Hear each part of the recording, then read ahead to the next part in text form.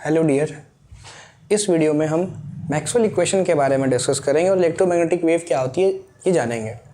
इसके पहले वाले वीडियो में आपको डिस्प्लेसमेंट करंट पढ़ाया गया था कि डिस्प्लेसमेंट करंट क्या होता है। ये इलेक्ट्रोमैग्नेटिक वेव वाले प्लेलिस्ट का दूसरा वीडियो होगा, याद हो आपको। तो पहले वाले वीडियो में आपको डिस्प्लेसमेंट करंट पढ़ाया गया था, पर इलेक्ट्रोमैग्नेटिक वेव क्या होता है उसके बारे में कोई चर्चा नहीं करी गई थी।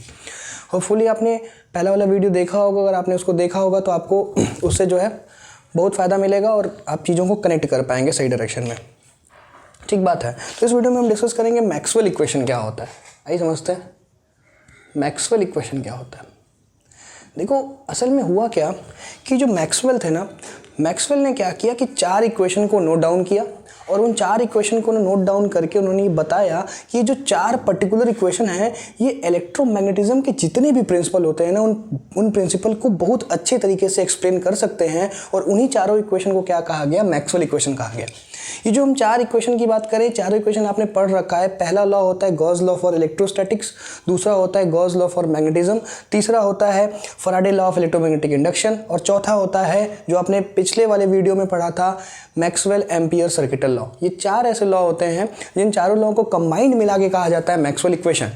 ये जो मैक्सवेल इक्वेशन है, ये मैक्सवेल ने इस बात को बताया था कि ये जो चारों इक्वेशन हैं जो भी हम आपको व्हाइट बोर्ड पे लिख के समझाएंगे, सबका सिग्निफिकेंस बताएंगे कि कौन सा इक्वेशन क्या बता रहा होता है। ये चारों जो इक्वेशन होते हैं इलेक्ट्रोमैग्नेटिज्म की जितनी भी प्रॉपर्टीज़ होती है उन सभी के सभी प्रॉपर्टीज़ को, जितने भी बेसिक प्रिंसिपल होते हैं इलेक्ट्रोमैग्नेटिज्म के, उन सभी के सभी बेसिक प्रिंसिपल को पूरी तरह से चारों इक्वेशन क्या कर देते हैं, एक्सप्लेन कर देते हैं। और इन्हीं चारों इक्वेशन को क्या बोला जाता है, मैक्सवेल इक्वेशन। क्लियर कर दें कि चारों इक्वेशन मैक्सवेल ने डिस्कवर नहीं किए। ये चारों इक्वेशन मैक्सवेल ने डिस्कवर नहीं की। अरे पहला इक्वेशन तो भाई गॉस लॉ फॉर इलेक्ट्रोस्टैटिक्स है, दूसरा equation Gauss law for magnetism है, तीसरा equation Faraday law of electromagnetic induction है और चौथा वाला Maxwell ampere circuital law. Maxwell ampere circuital law में भी ये एम्पियर का लॉ था जिसको मैक्सवेल ने मॉडिफाई किया था, करेक्ट किया था। तो चारों के चारों इक्वेशन मैक्सवेल के द्वारा डिस्कवर नहीं किए गए हैं, बस मैक्सवेल ने इन चारों इक्वेशन से इलेक्ट्रोमैग्नेटिज्म को के बेसिक प्रिंसिपल को एक्सप्लेन किया। इसीलिए इसको क्या कहा जाता है, मैक्सवेल इक्वेशन कहा जाता है। एक एक करके सभी इक्वेशन को नोट डाउन करते हैं, समझते हैं, फिर इसके बारे में आगे बात करेंगे। चलिए देखो, जो सबसे पहला इक्वेशन था जो तुम सभी लोग जानते हो, गॉस लॉ फॉर इलेक्ट्रोस्टैटिक्स लिख देते हैं। जो सबसे पहला इक्वेशन हुआ वो था गॉस लॉ फॉर इलेक्ट्रोस्टैटिक्स। ये गॉस लॉ फॉर इलेक्ट्रोस्टैटिक्स क्या होता है, याद हो आपको, integral E dot D S बराबर q in upon epsilon naught. ये पहला होता है, ये गॉस लॉ फॉर इलेक्ट्रोस्टैटिक्स होता है। सभी लोग जानते हैं कि गॉस लॉ फॉर इलेक्ट्रोस्टैटिक्स क्या होता है, integral E dot D S बराबर q in upon e naught. ये सबसे पहला मैक्सवेल इक्वेशन था। ये इसमें था integral E dot D S बराबर q in upon e not.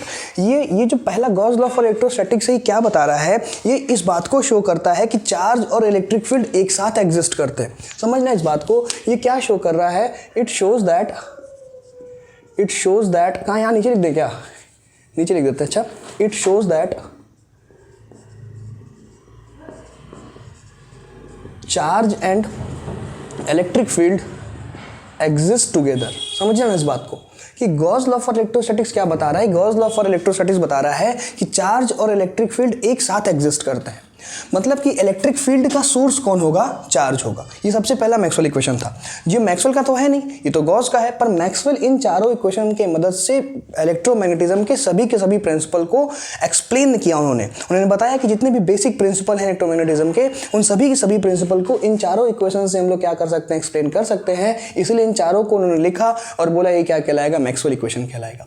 तो पहला हो गया गॉस लॉ फॉर इलेक्ट्रोस्टैटिक्स, दूसरा हुआ गॉस लॉ फॉर मैग्नेटिज्म। ये भी आपने पढ़ा होगा मैग्नेटिज्म वाले चैप्टर में, गॉस लॉ फॉर मैग्नेटिज्म। ये क्या कहता है, ये क्या होता है, integral B dot D S बराबर 0। इसको क्या बोलते हैं हम लोग, इसको हम लोग बोलते हैं गॉस लॉ फॉर मैग्नेटिज्म। ये जो इक्वेशन दूसरा लिखा है इसको बोलते हैं गॉस लॉ फॉर मैग्नेटिज्म। ये क्या बता रहा है, इसको समझो भाई। ये जो गॉस लॉ फॉर मैग्नेटिज्म है, गॉस लॉ फॉर मैग्नेटिज्म क्या बता रहा है, ये इस बात को शो करता है कि जो मैग्नेटिक फील्ड लाइंस होती हैं वो क्लोज्ड लूप में एग्जिस्ट करते हैं। जो आपकी जानते हैं, अगर तुम बार मैग्नेट का एग्जाम्पल ले लो तो बार मैग्नेट में क्या होता है कि जो मैग्नेटिक फील्ड लाइंस होती हैं, क्या वो नॉर्थ पोल से निकल के साउथ पोल पर जाती हैं मैग्नेट के बाहर, और मैग्नेट के अंदर साउथ पोल से नॉर्थ पोल में। तो एक कंप्लीट लूप बना कि नहीं बना, मैग्नेट के बाहर नॉर्थ पोल से साउथ पोल और अंदर साउथ पोल से नॉर्थ पोल, एक कंप्लीट लूप बना। तो ये जो गॉस लॉ फॉर मैग्नेटिज्म है क्या शो करता है, इट शोज दैट, इसको सही कर लेते हैं, स्पेलिंग गलत है, it shows that magnetic field lines, it shows that MFL का मतलब क्या हो जाएगा, magnetic field lines are continuous curve. ये कंटिन्यूअस होता है ना, कंटिन्यूअस होता है, क्लोज्ड होता है और कंटिन्यूअस होता है, are continuous and closed curve. और एक और बड़ी इंपॉर्टेंट बात ये बताता है, दूसरी बात समझना ध्यान से, दूसरी बात ये बताता है यार इस जीरो का पता है क्यों जीरो आ गया। ये जीरो इसलिए आया क्योंकि जो मैग्नेट होता है ना, मैग्नेट में हमेशा दो पोल्स होते हैं, एक नॉर्थ पोल होता है, एक साउथ पोल होता है। अगर हम लोग नॉर्थ पोल के पोल स्ट्रेंथ को +m दिखाएंगे तो साउथ पोल कितना हो जाएगा, सॉरी -m हो जाएगा। समझिएगा होता क्या है कि मैग्नेट में दो पोल्स होते हैं, अगर हम मैग्नेट को इनफाइनाइट पार्ट में भी ब्रेक कर दें तो हर एक पार्ट में एक नॉर्थ और एक साउथ पोल क्या हो जाते हैं, क्रिएट हो जाता है। तो अगर नॉर्थ पोल का पोल स्ट्रेंथ +m है और साउथ पोल का -m है तो बताओ नेट पोल स्ट्रेंथ कितना हो गया, 0। अरे भाई +m -m नेट कितना होगा, 0। चूंकि नेट पोल स्ट्रेंथ 0 हो रहा है इसीलिए चीज क्या आ गया है, 0 आ गया। समझना है कि गॉस लॉ फॉर मैग्नेटिज्म इस बात को बताता है कि जो नॉर्थ पोल और मैग्नेट के नॉर्थ पोल और साउथ पोल को कभी भी सेपरेट किया नहीं जा सकता। कोई भी मैग्नेट है, उस मैग्नेट में अगर आप इनफाइनाइट नंबर ऑफ पार्ट्स में भी अगर आप तोड़ देंगे तो हर एक प्रत्येक पार्ट में एक नॉर्थ और एक साउथ पोल क्रिएट हो जाएगा। तो दूसरा क्या बताता है, north south pole can't be separated in a magnet। देखिए ये दूसरा मैक्सवेल का इक्वेशन था। तीसरा इक्वेशन कौन सा होता है, समझते हैं इस बात को भाई। ये तो दो इक्वेशन हो गया, तीसरा इक्वेशन कौन सा होता है, देखो तीसरा इक्वेशन होता है फैराडेज लॉ, जो आपने पढ़ा होगा इलेक्ट्रोमैग्नेटिक इंडक्शन में। तीसरा होता है, इसको बोलते हैं फैराडेज लॉ। फैराडेज लॉ, ये फैराडेज लॉ क्या कहता है आपको याद हो तो ये फैराडेज लॉ EMF के लिए होता है। EMF किसके बराबर होता है, -d∅b/dt। ये phi भी क्या है भाई, फ्लक्स है, चेंज इन मैग्नेटिक फ्लक्स। ये phi भी क्या है, ये change in magnetic flux. E बराबर -d∅b/d∅b/dt। अच्छा तुमको याद हो E जो तुम्हारा है, अगर ये EMF यानी वोल्टेज है, EMF यानी कि वोल्टेज है, अगर आपको याद हो तो आपने इस बात को पढ़ रखा है कि जो EMF होता है, ये जो EMF यानी जो वोल्टेज होता है, ये इंटीग्रल E.dl के बराबर होता है। याद करिए ये कैसे आता है, आप हमको कमेंट करके जरूर बताइए कैसे आता है। अगर आपको याद हो तो इलेक्ट्रिक फील्ड और पोटेंशियल में रिलेशन होता है E बराबर -∂V/del होता है कि नहीं होता है। E बराबर -∂V/del होता है। नेगेटिव तो सिर्फ डायरेक्शन बताने के लिए होता है। नेगेटिव क्या डायरेक्शन बताता है, नेगेटिव यहाँ इस फॉर्मूले में नेगेटिव बताता है कि जिस डायरेक्शन में इलेक्ट्रिक फील्ड बढ़ती है उस डायरेक्शन में पोटेंशियल का ड्रॉप होता है। तो अगर हम नेगेटिव एक बार के लिए इग्नोर भी कर दें, यहाँ पे अगर इग्नोर कर दें तो हम क्या लिखेंगे, हम लिखेंगे E इंटू del बराबर कितना आ गया, del V। तो del V बराबर कितना आ गया, E into del। Both side integrate कर दो तो कितना आ जाएगा, अरे इंटीग्रल del V का मतलब कितना, V बराबर इंटीग्रल E del। समझ पा रहे हैं कि नहीं पा रहे हैं। यानी कि जो वोल्टेज, ये EMF वोल्टेज ही तो है, वोल्टेज है, तो वोल्टेज बराबर क्या होता है, E इंटू del। del का मतलब dl भाई, तो V बराबर इंटीग्रल E इंटू dl। तो हम इसके प्लेस पे क्या लिख सकते हैं, हम इसके प्लेस पे लिख सकते हैं EMF यानी वोल्टेज है ये, तो V बराबर -d∅b/dt है। तो हम इस वोल्टेज के प्लेस पे क्या लिख सकते हैं, हम वोल्टेज के प्लेस पे लिख सकते हैं इंटीग्रल E dl बराबर -d∅b/dt। यार साइड वाला मिटा दे, तुम इसको नोट कर लो, तुम्हें फॉर्मूला मालूम होगा, हम इसी फॉर्मूले का इस्तेमाल करें, तुम इसको नोट कर लो, हम इसको मिटा देते हैं, होगा कि नहीं होगा। अच्छा एक बात बताओ, ये मैग्नेटिक फ्लक्स किसके बराबर होता है, तो मैग्नेटिक फ्लक्स B इंटू ए के बराबर होता है। मैग्नेटिक फील्ड इंटू एरिया के बराबर होता है। मैं पुट करूंगा यहाँ पे -B.A इंटू dt। क्या फॉर्मूला बना हमारा, इंटीग्रल E dl बराबर A बाहर हो जाए -A.dB/dt। देखो बना कि नहीं बना, ये हमने किससे निकाला, ये हमने फैराडे लॉ से ही निकाला।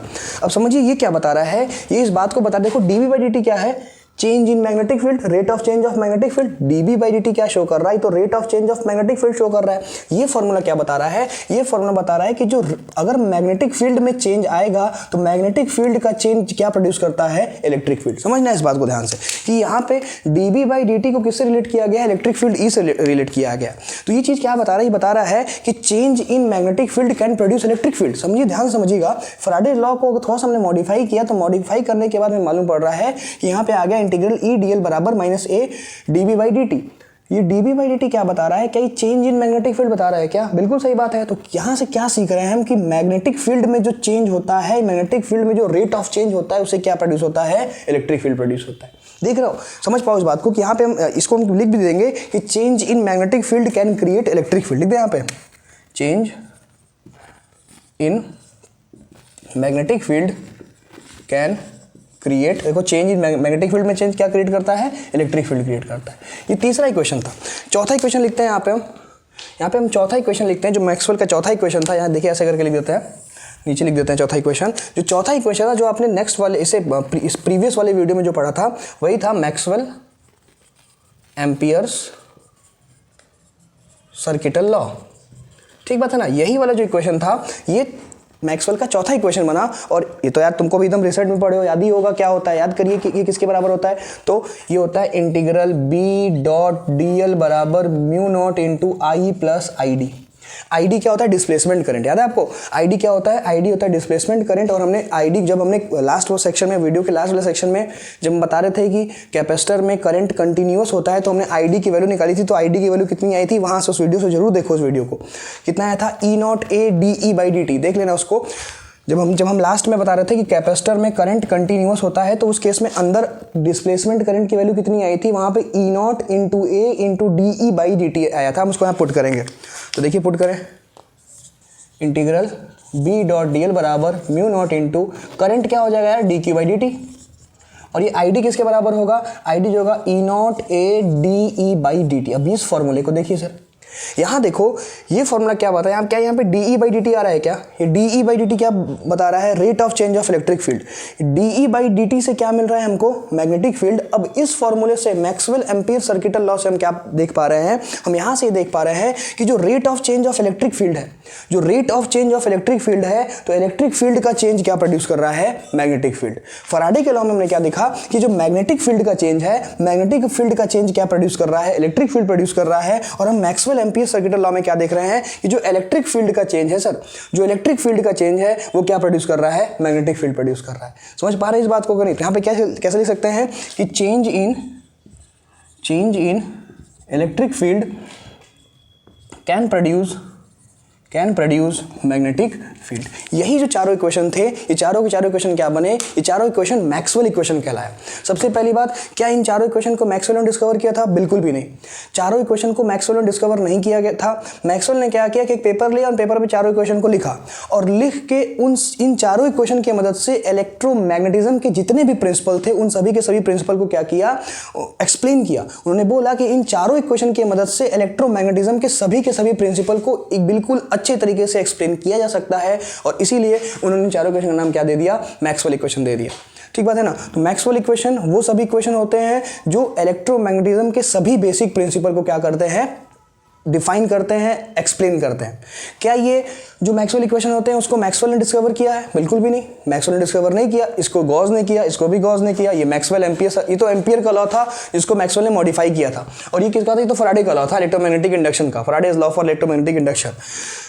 इसमें सिमेट्री खोजी, इसमें सिमेट्री, इन चारों लॉ में सिमेट्री खोजी कि भाई इन चारों लॉ में कैसे कैसे सिमेट्री। तो अगर तुम ध्यान से ऑब्जर्व करो तो गॉस लॉ फॉर इलेक्ट्रोस्टैटिक और गॉस लॉ फॉर मैग्नेटिज्म में सिमेट्री है। देखिए ये E.ds बराबर Q_E0 है और ये B.ds बराबर 0 है। ये 0 क्यों है, इसका मतलब समझिए, मैंने आपको समझाया था कि देखो यार यहाँ पे अगर देखो असल में ये B.ds बराबर किसके इक्वल होना चाहिए था, असल में होना चाहिए था M/μ0 के इक्वल। मार्कर नहीं चल रहा है, इसको इंक पिलाना पड़ेगा। B.ds किसके बराबर होता है, M/μ0 होता है। ठीक बात है ना। ये M क्या होता है, नेट पोल स्ट्रेंथ। M क्या होता है, नेट पोल, आपको समझाने के लिए बात हम बता रहे हैं। M क्या होता है, नेट पोल स्ट्रेंथ होता है। असल में अगर हम कोई भी एक मैग्नेट ले लें तो क्या उस मैग्नेट में दो पोल होगा क्या, बिल्कुल सही बात है। उस मैग्नेट में दो पोल होगा, एक उसमें जो होगा नॉर्थ पोल, एक साउथ पोल। नॉर्थ पोल का अगर पोल स्ट्रेंथ +M है तो क्या साउथ पोल का -M होगा क्या, नॉर्थ पोल का अगर +M है तो क्या साउथ पोल का -M होगा। तो एक बात बताओ, नेट पोल स्ट्रेंथ कितना हो गया, 0। नेट पोल स्ट्रेंथ 0 होने की वजह से B.ds कितना आ गया, 0। देखिए ये लॉ इलेक्ट्रोस्टैटिक्स में वैलिड था, ये किस में वैलिड है, मैग्नेटिज्म में। दोनों में सिमेट्री है कि नहीं, E.ds B.ds, अरे है कि नहीं। तो मैक्सवेल ने सिमेट्री फाइंड किया कि इलेक्ट्रिक फील्ड और मैग्नेटिक फील्ड में जो सिमेट्री है उन सिमेट्री को इन चारों इक्वेशन से उन्होंने क्या किया, स्टडी किया कि भैया देखो इसमें और इसमें सिमेट्री सबको दिख रही होगी। E.ds बराबर Q/E0 और B.ds बराबर M/μ0। M जो कि क्या होता है, नेट पोल स्ट्रेंथ, जो चूंकि किसी भी मैग्नेट के लिए नेट पोल स्ट्रेंथ कितना हो जाएगा, 0 हो जाएगा, इसलिए टर्म क्या आ गया, 0। उसके बाद उन्होंने फैराडे लॉ में और मैक्सवेल एम्पियर सर्किटल लॉ में भी सिमेट्री फाइंड किया। आपको सिमेट्री दिख रही होगी। फैराडे लॉ से क्या कंक्लूजन निकल रहा है कि जो rate of change of magnetic field है, change in magnetic field, magnetic field में जो बदलाव आ रहा है उससे क्या प्रोड्यूस हो रहा है, इलेक्ट्रिक फील्ड प्रोड्यूस हो रहा है। और मैक्सवेल एम्पियर लॉ से क्या मालूम पड़ रहा है कि जो इलेक्ट्रिक फील्ड में बदलाव आ रहा है उससे क्या बन रहा है, मैग्नेटिक फील्ड बन रहा है। मतलब कि ये तीसरा और चौथे में भी सिमेट्री है। तीसरा बता रहा है कि यार मैग्नेटिक फील्ड से क्या बनेगा, इलेक्ट्रिक फील्ड बनेगा, और चौथा क्या बता रहा है कि इलेक्ट्रिक फील्ड से क्या बनेगा, मैग्नेटिक फील्ड बनेगा। ये चारों के चारों इक्वेशन होते हैं, इन चारों के चारों इक्वेशन को हम लोग क्या कहते हैं, इनको मैक्सवेल इक्वेशन कहते हैं। इंपॉर्टेंट बात, क्या मैक्सवेल ने इनको डिस्कवर किया था? नहीं, इन इक्वेशंस को मैक्सवेल ने डिस्कवर नहीं किया। ठीक बात है ना। मैक्सवेल ने नोट डाउन किया, इनमें सिमेट्री फाइंड किया और बताया कि जितने भी इलेक्ट्रोमैग्नेटिज्म के बेसिक प्रिंसिपल हैं वो सभी के सभी बेसिक प्रिंसिपल को ये बहुत अच्छे तरीके से कंप्लीटली एक्सप्लेन कर सकता है। इसीलिए इसका नाम क्या पड़ा, इसीलिए इसका नाम पड़ गया मैक्सवेल इक्वेशन। क्लियर बात है। इसको आप नोट कर लीजिए, स्क्रीनशॉट ले लीजिए, इसको नोट कर लीजिए।